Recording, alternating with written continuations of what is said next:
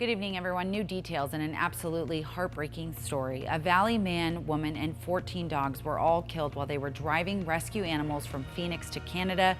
As Team 12's Trisha Hendricks shows us, people in the Phoenix community want them to be remembered for the amazing work they accomplished.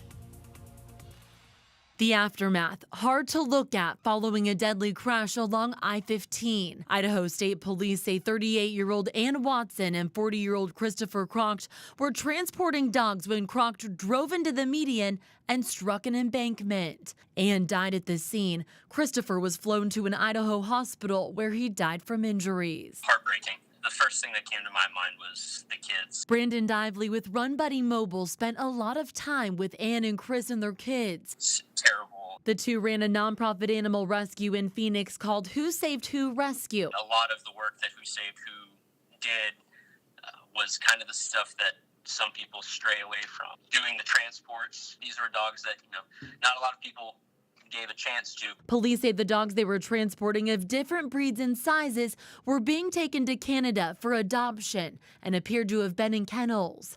18 dogs who survived are now being cared for by local veterinarians and the Blackfoot Animal Shelter. A lot of people are stepping up. Sadly, 16 dogs were still unaccounted for as of Friday afternoon. Number one thing I want to do is encourage people to go and give what they can for that GoFundMe. Donations will help funeral expenses and to support their children. I would like for them to be remembered as hardworking animal lovers that they were. It's like they attracted, the animals, just big, big, big hearts. Trisha Hendricks, 12 News.